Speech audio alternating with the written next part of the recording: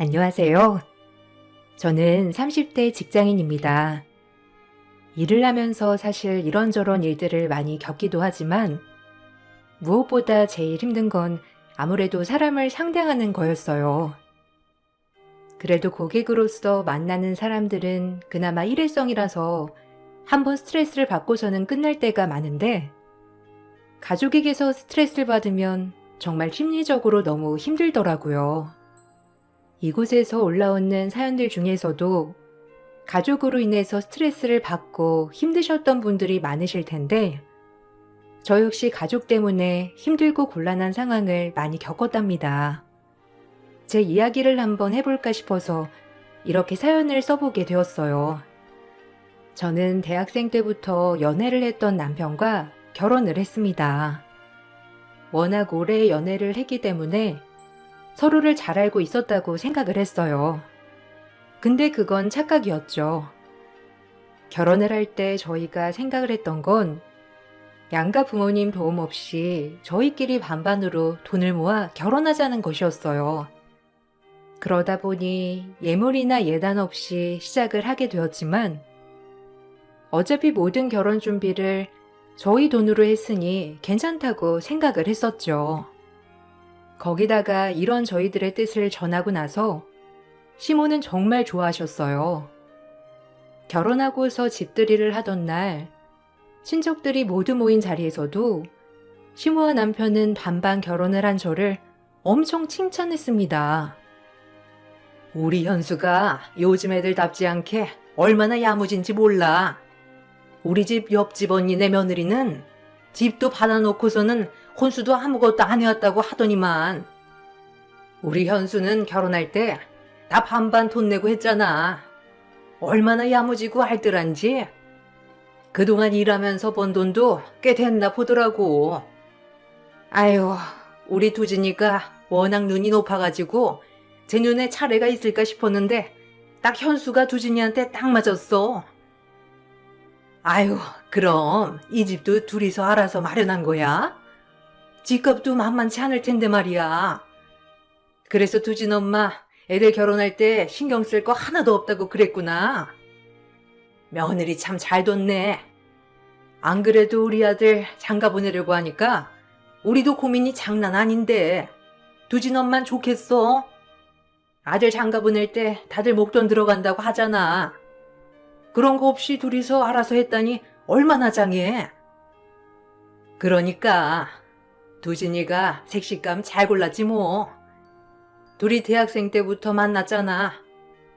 아니 나도 처음에는 현수네가 워낙 잘 사니까 혹시라도 뭐 우리가 더 해가야 하는 게 있는가 싶었는데 둘이서 알아서 하겠다고 하니 나야 좋았지. 현수네 쪽에선 얼마나 보태줬는지 모르겠지만 그래도 좀 도와주긴 했겠지.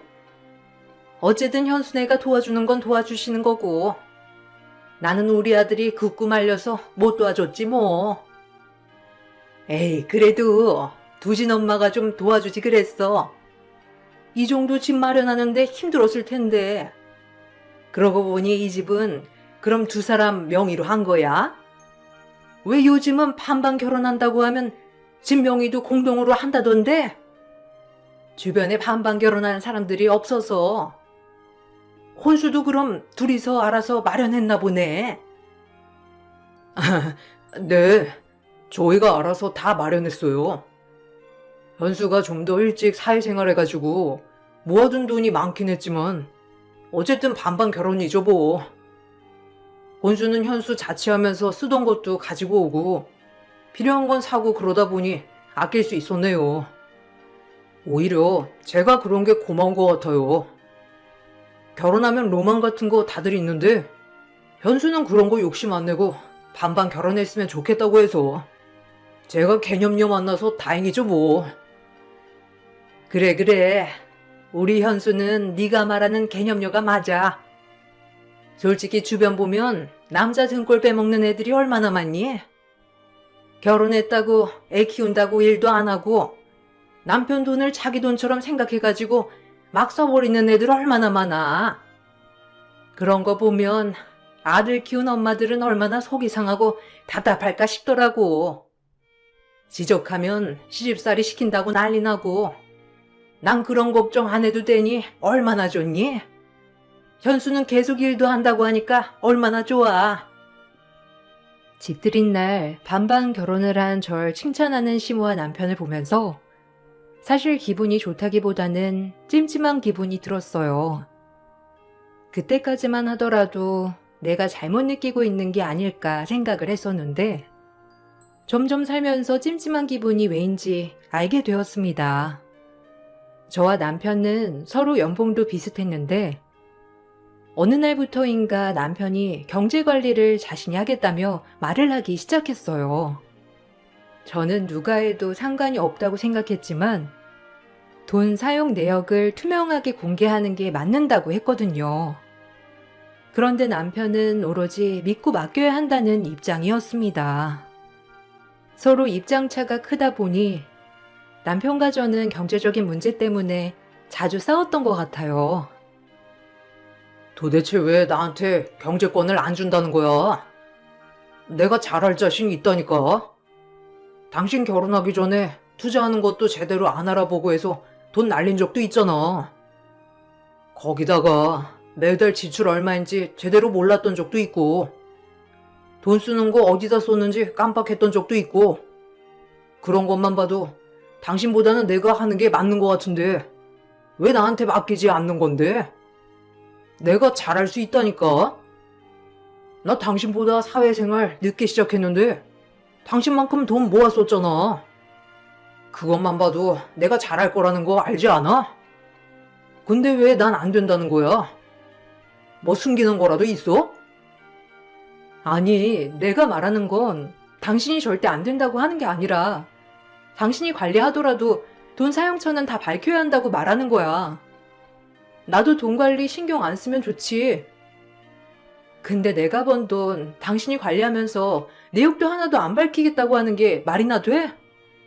그럴 거면 그냥 각자 관리하는 게 낫다는 거지.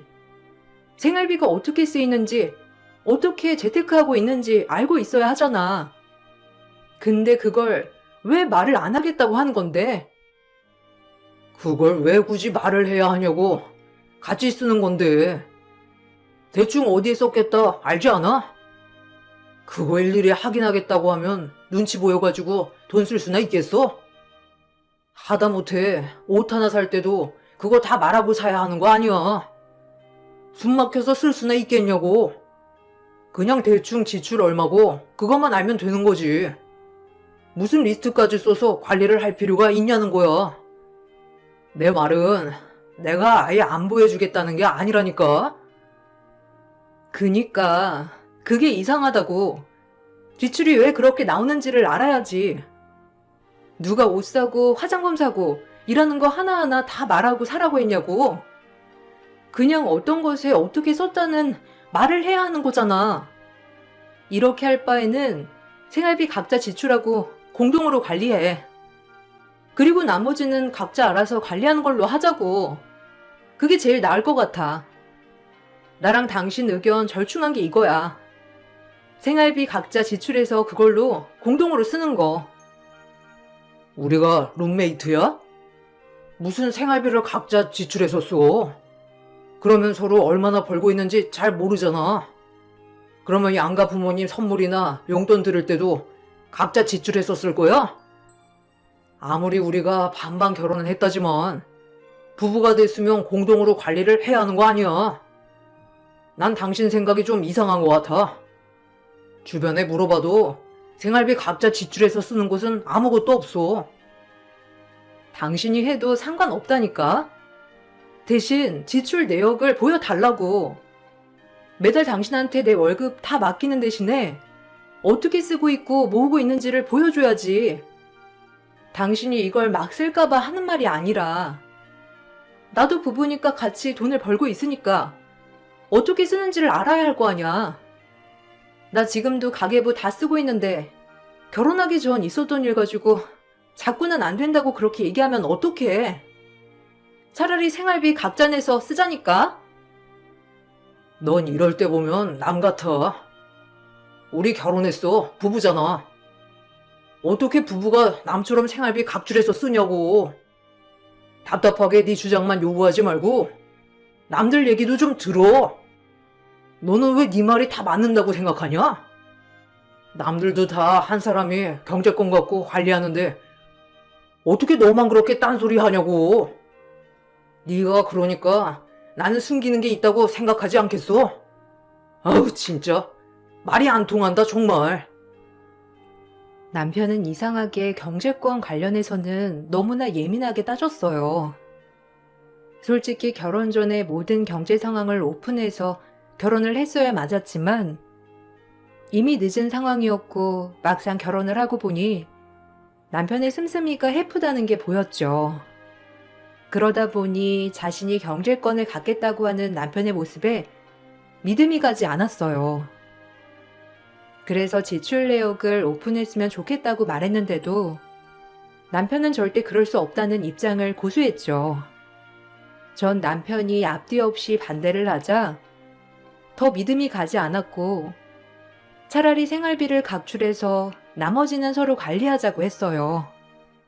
처음에는 부부로서 어떻게 그럴 수 있냐면서 기분 나빠하던 남편은 제가 계속해서 고집을 하니 결국 생활비 일부만 공동으로 관리하고 나머지는 각자 알아서 관리하기로 했습니다.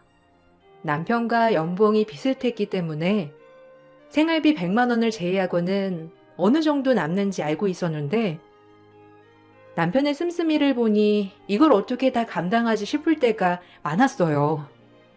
그래도 알아서 잘 관리하고 있겠거니 생각했었죠. 저희는 반반 결혼을 하다 보니 결혼 초반에는 모아둔 돈이 거의 없었어요. 집을 구입하느라 다 써버려서 0에서 시작을 하던 상황이었죠. 생활비를 서로 100만 원씩 내서 공동으로 사용하고 있었는데 맞벌이를 했기 때문에 크게 쓸 돈은 없었어요.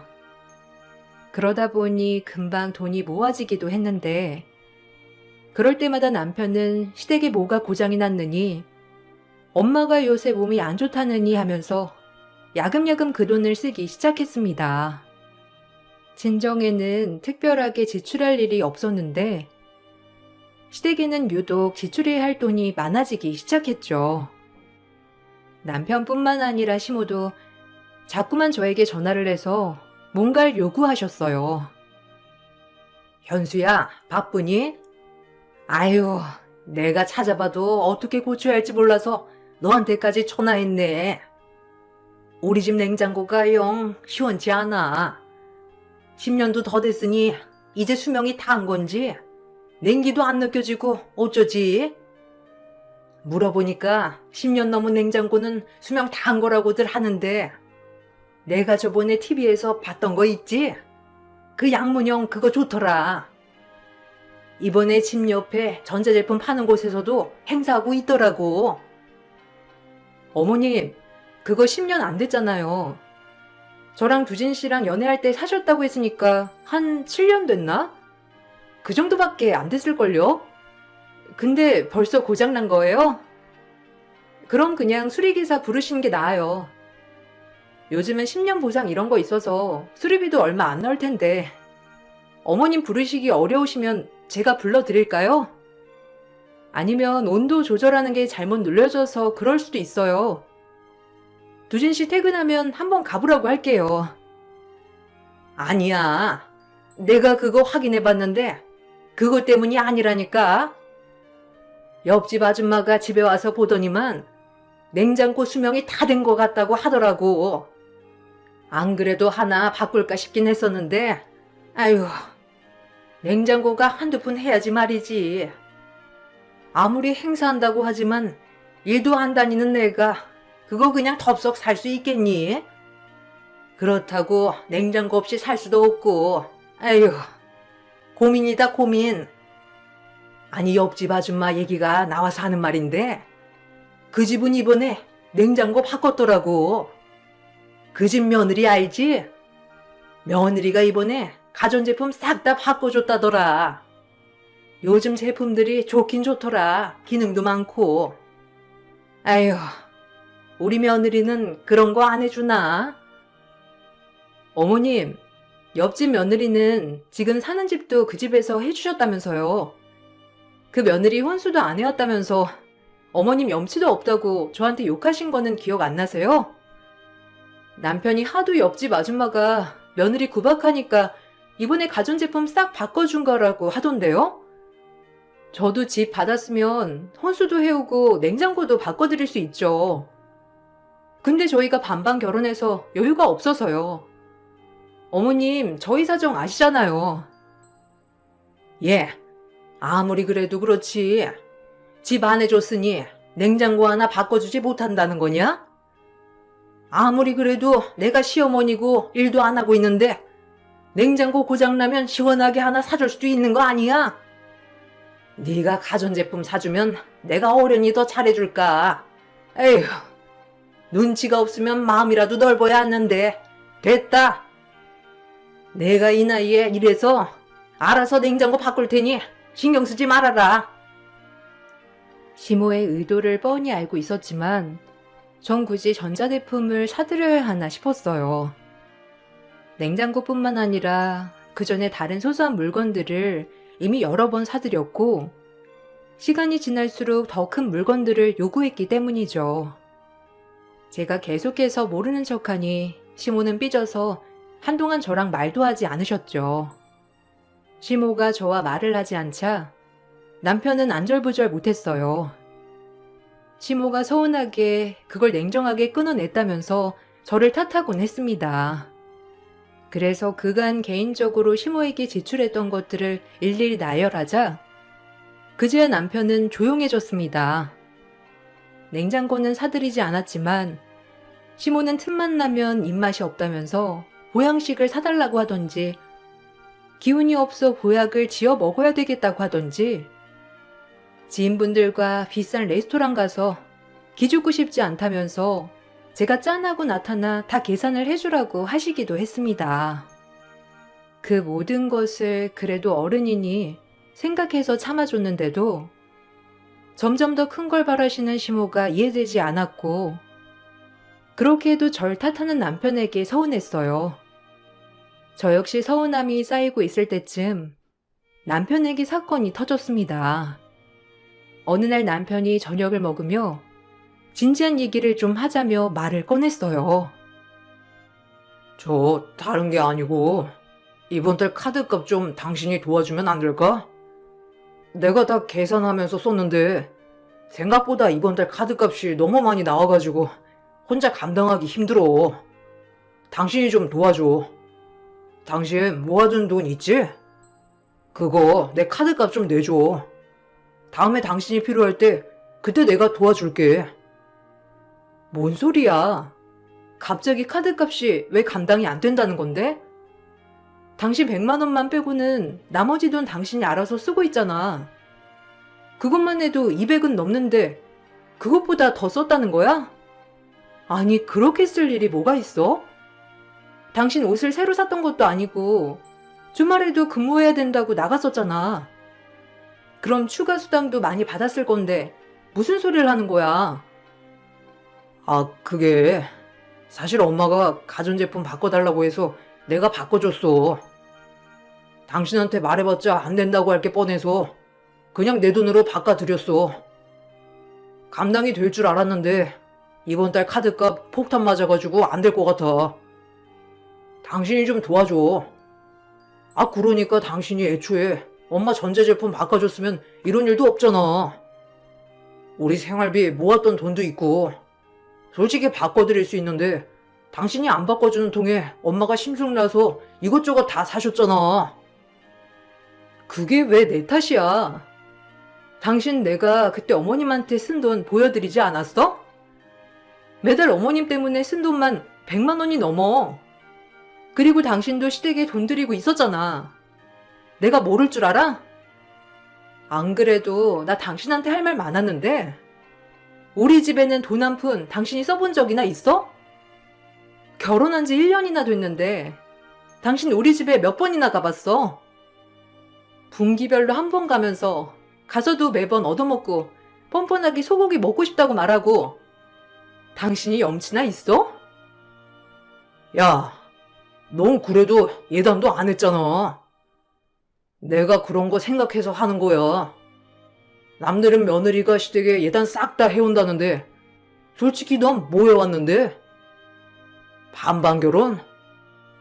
아무리 반반 결혼이라도 해와야 할 건 해와야지. 염치 없는 건 너 아냐? 주변에 한번 물어봐. 네 친구들 있잖아.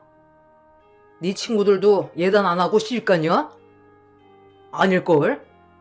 걔네는 예단도 빵빵하게 하고 갔겠지. 집이 잘 사니까. 넌 근데 집도 잘 살면서 예단이고 뭐고 아무것도 안 해왔잖아. 어이가 없어서. 지금 내가 제대로 들은 건 맞는지 모르겠네.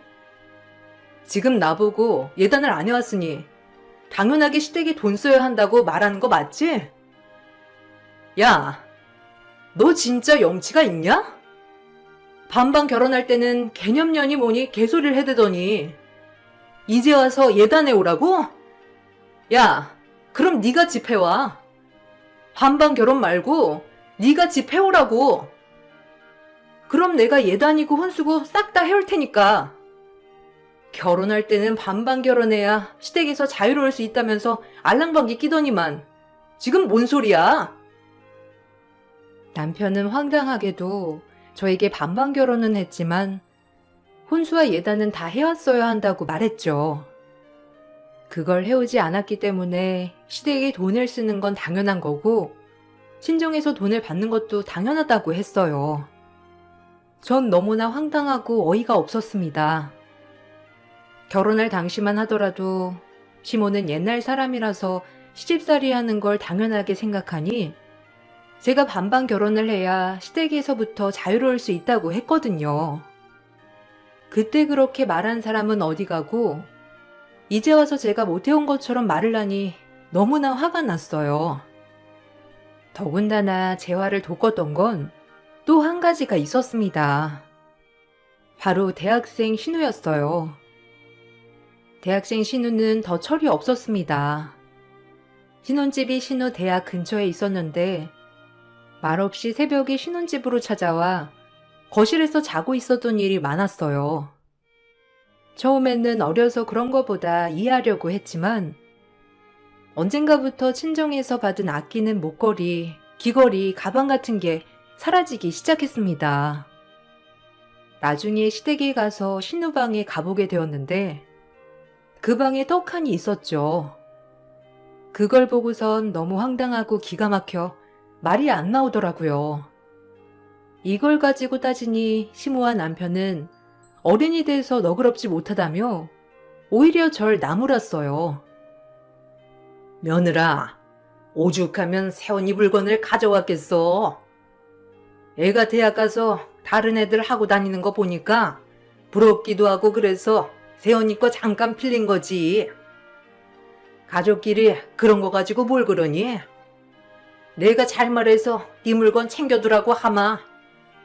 다시 가지고 가면 되는 걸 이렇게 하나하나 다 따져야 되겠니? 이제 겨우 어른 된 아이인데 좀 봐줘라. 너야 넉넉한 집안에서 살아서 이런 거 솔직히 필요도 없잖니. 그래, 당신 너무 예민하다. 애가 그런 건데 이렇게 따지는 게 어디 있냐? 가족이니까 쟤도 그냥 괜찮겠거니 생각했던 거지. 훔치다니 너무 심하다. 얘가 아직 어려서 그래. 학교 다니기도 바쁘니까 알바도 못하고. 근데 사고 싶은 건 많으니까 얼마나 부러웠겠어. 오죽하면 새언니 물건 몰래 썼겠냐? 굳이 방 뒤져가지고 이 난리를 피워야 되겠어? 네가 어른이니 이해해. 한마디 말도 없이 내 물건 가지고 가는 게 지금 이해해야 되는 일이야? 나한테 말이라도 한번 꺼내봤으면 말도 안 해. 말 한마디 없이 올 때마다 하나씩 가져갔던 것 같은데 지금 이게 나만 이해 안 가? 이렇게 가지고 가서는 나한테 말해주는 것도 아니고 돌려주지도 않아서 지금 없어진 거 그대로 있잖아. 당신은 내가 아끼는 물건이라는 거 뻔히 알면서 어떻게 이해하라는 말이 쉽게 나와? 너도 대학 때 꾸미는 거 좋아했잖아. 그러면 제 마음 이해하는 거 아니야? 그리고 그때 언니 거 하고 왔다면서 처형이랑도 엄청 싸웠었잖아. 당신도 그래 놓고선 왜 제가 그러는 건 이해를 못 하는데? 너도 처형한테 말 안 하고 썼으면서 그럼 너도 도둑질한 거야? 그럼 너도 처벌받아야 되겠네. 새언니, 됐어요. 난 그래도 언니 가족이라고 생각했는데. 언니한테 말하려고 했어요. 근데 바쁘다 보니까 잠깐 깜빡한 거예요. 훔치긴 누가 훔쳤다고 그래요? 다시 돌려주면 되잖아요. 안 그래도 서러워 죽겠는데 꼭 제 방 들어와서 뒤져서 이렇게 도둑년 취급해야 되겠어요? 조용히 저한테 말하면 될 걸 가족들 앞에서 이렇게 창피 줘야 되겠냐고요. 정말 너무하네요. 앞으로 오빠네 집에 절대 안 갈 거예요. 신우는 제가 가족들과 싸우자 갑자기 저에게 물건들을 던지더니 엉엉 울면서 소리를 쳤죠. 잘못한 건 신우였는데 그 집에서는 저만 잘못한 것이 되었어요. 집에 찾아오지 않겠다는 신우였지만 그 후로도 계속 몰래 집에 오더라고요. 다만 제가 출근한 낮 시간대에만 들락거리니 마주친 적은 없었습니다. 그 후로도 자잘한 물건들이 없어졌다가 다시 돌아오곤 했지만 전 그냥 참고 넘어갔어요. 시댁에 가면 항상 저만 이상한 사람이 되었습니다.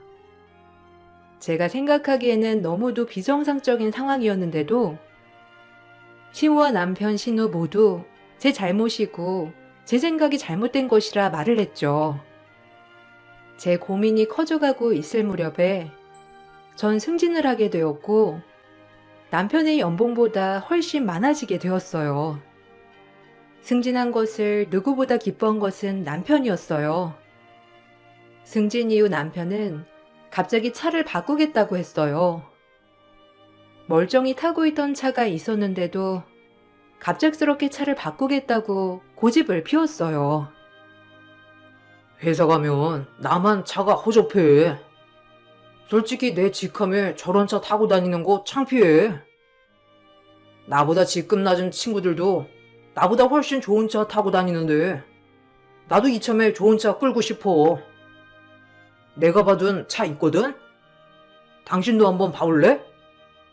외제차인데 솔직히 국내 차랑 크게 차이도 안 나고 요즘은 관리하는 것도 괜찮대.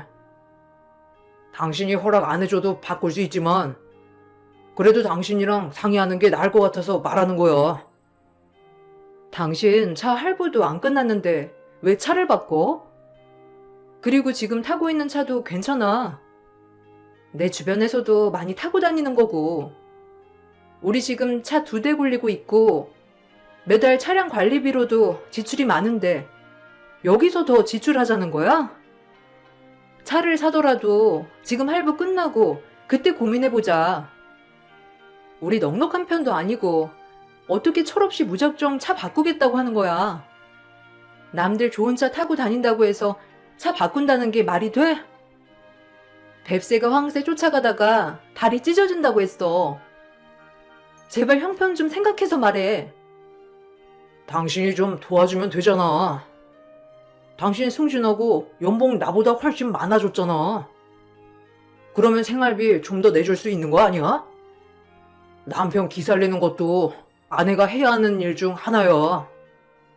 엄마도 매일 며느리 하나라고 있는 게 시댁 위에서 하는 거 없다고 툴툴대는데 나 그거 다 맡고 있는 거 안 보여? 내가 생각하기에도 당신 결혼만 했지 나나 시댁 위에서 하는 거 하나도 없는 것 같아.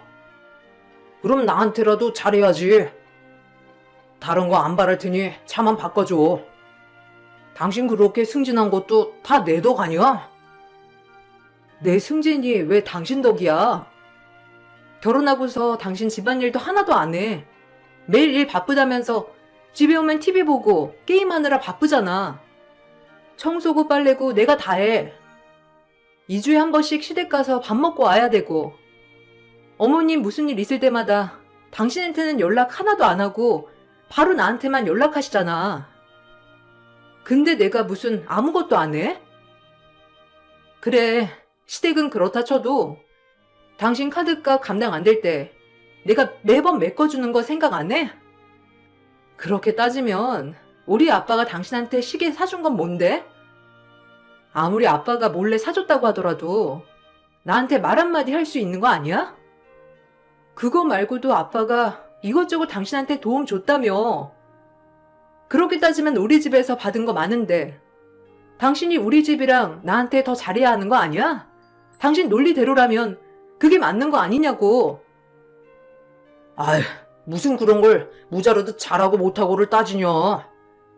하여튼 너는 꽉 막혔어. 사람이 이렇게 애타게 부탁을 하면 한 번은 들어줄만 한 거 아니야? 당신 승진도 했고 솔직히 여유롭잖아. 당신 회사에서도 수당 많이 주고 당신 친정도 잘 사니까 집에서도 지원해주는 거 많을 거 아니야. 불쌍한 남편 한번 기살려줄 생각도 없냐? 됐다. 잘난 너한테 뭔 말을 하겠어. 날이 갈수록 끊임없이 요구하는 남편을 보면서 저는 지칠 대로 지쳤죠.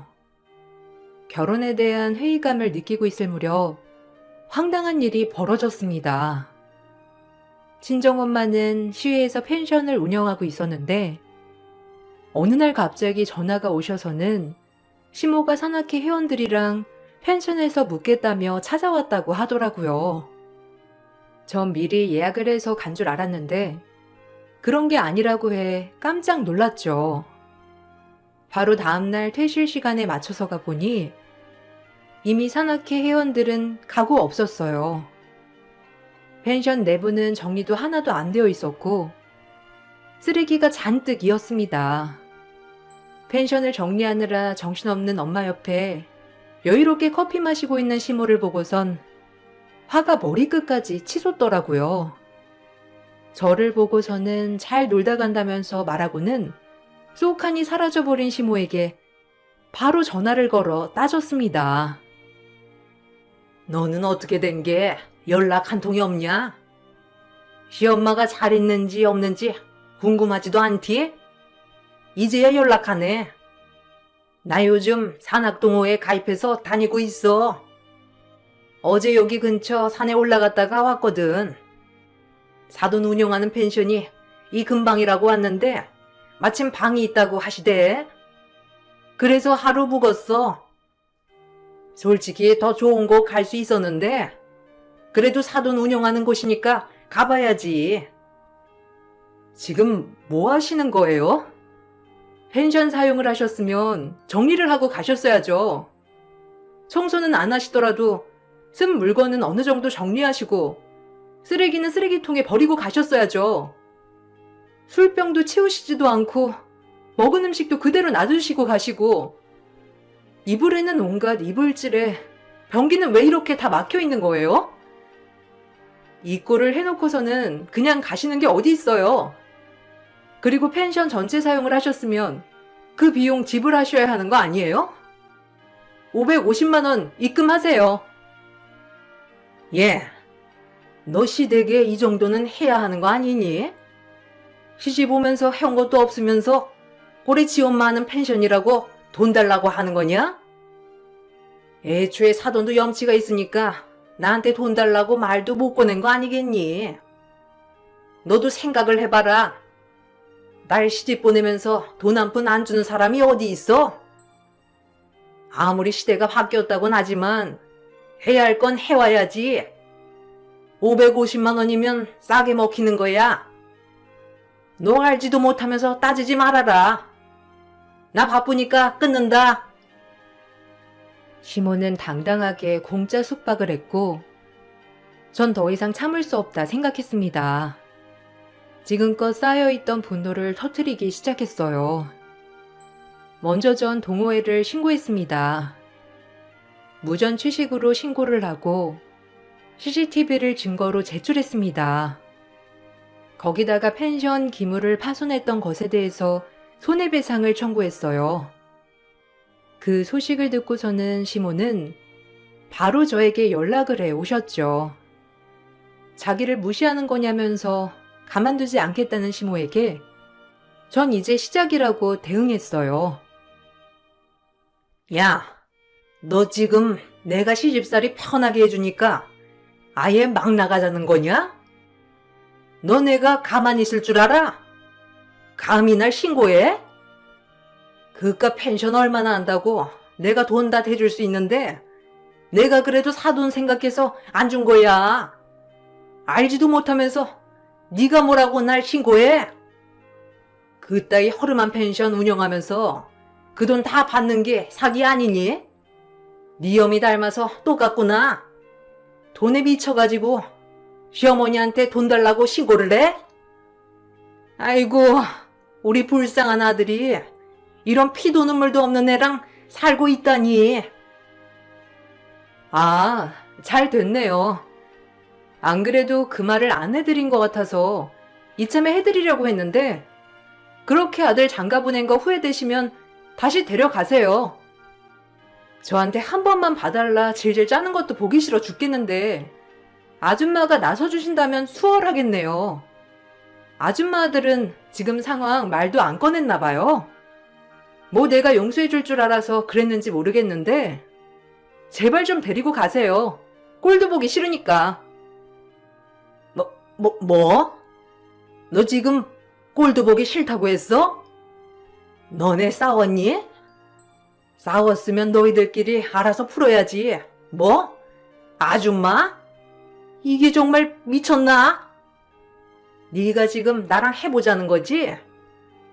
너 지금 시어머니랑 통화하는 거 알고나 있니? 얘가 정신 나갔나? 지금 뭐 하자는 거야? 너 혹시 네 엄마 펜션 말없이 갔다고 그래서 그러는 거니? 얘, 너도 철 좀 들어라.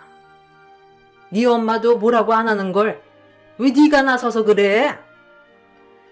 사람이 사람다운 짓을 해야 어른이 나서서 뭐라고 하죠. 말해봤자 말도 안 통한 사람한테 뭐라고 하겠어요.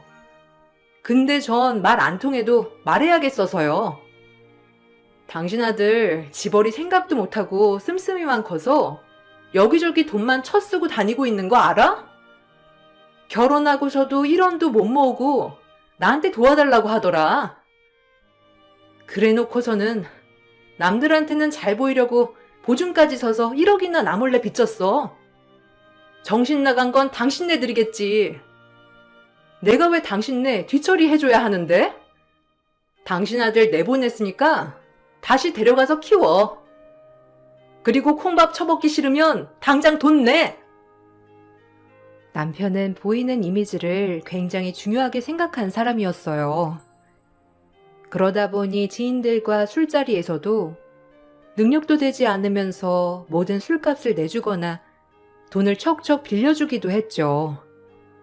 그러면서 지인들 보증까지 서주기도 했는데 그 지인이 사기를 치고 잠적하면서 그 빚을 남편이 다 갚게 생겼더라고요. 나중에 일이 터져서야 저에게 갚아달라면서 울고불고 매달렸는데 그 모습을 보고선 온갖 정이 다 떨어졌어요. 이혼을 하려고 알아보다 보니 남편의 채무는 그것 외에도 정말 많았습니다. 남편은 부부이니 채무까지 분할해야 한다고 했지만 사실 그 빚은 제가 전혀 알지 못했던 것이기 때문에 분할하지 않았고 재산을 몰래 탕진했던 남편과는 이혼 소송으로 위자료를 받고 이혼을 하게 되었어요. 전 여기서 끝내지 않고 그동안 신우가 몰래 가지고 간 제 물건들을 분실 신고했고 중고장터에서 팔려고 했던 것이 잡히게 되면서 신우는 절도죄로 처벌을 받게 했습니다. 그제야 시모는 엄마에게 전화를 해 미안하다며 싹싹 비셨어요. 제 길을 잡으려고 했던 것뿐이라면서 황당한 소리를 늘어 놓으시더니 남편이 힘들어 죽으려고 한다면서 빚만 갚아달라는 어이없는 말도 덧붙이셨죠. 끝까지 이 사람들은 뻔뻔하구나 생각이 들었어요. 펜션 비용에 대해서 형사 처벌을 받게 될 수 있게 되자 시모는 뒤늦게 변상을 했어요. 무단 취식으로 인한 사기죄 처벌로 벌금형이 내려지게 되었다고 했습니다. 신우 역시 절도죄로 처벌을 받게 되었고 절도한 모든 물건들은 제가 다시 되돌려 받을 수 있었어요. 이후 술 마시고 집까지 찾아온 남편을 신고했고, 접근금지 신청까지 하고 나서야 남편은 더 이상 찾아오지 않았습니다. 소문에 의하면 남편은 신용불량자가 되었다고 하더라고요. 저랑 이혼을 하면서 집을 처분해 나눴었는데, 저한테 위자료를 주고 나서 남은 돈으로 투자를 하다가 죄다 날려 빈털터리가 되었다고 해요. 처음에는 남편이 안쓰럽기도 했는데, 이 얘기를 듣고 나서는 역시나 사람은 달라지지 않는구나 싶었네요. 지금은 회사에서도 잘리고 일용직으로 일을 하며 하루하루 벌어먹고 살고 있다며 연락이 오긴 하지만 받아주고 있진 않고 있어요. 시모도 그렇게 하기 싫어하던 일을 하고 있다고 하는데, 애초에 자신들의 상황을 알고서 아꼈다면 그 고생을 하지 않아도 됐을 걸 싶어요. 그렇게 저는 2년여의 결혼 생활을 정리했습니다. 2년 동안 참 파란만장한 일들이 있었지만 지금은 웃으며 얘기할 수 있을 정도가 되었네요. 앞으로 결혼 생각은 전혀 없지만 부모님께서 그래도 좋은 사람이 있을 거라며 말씀하시길래 그때 생각이 많이 나서 글을 써봤어요. 정말 세상에는 제가 오로지 믿을 수 있는 사람이 있을까요? 제 긴 사연을 함께 들어주셔서 감사합니다. 여러분 곁에는 믿을 수 있는 사람들만 있으시길 바랄게요.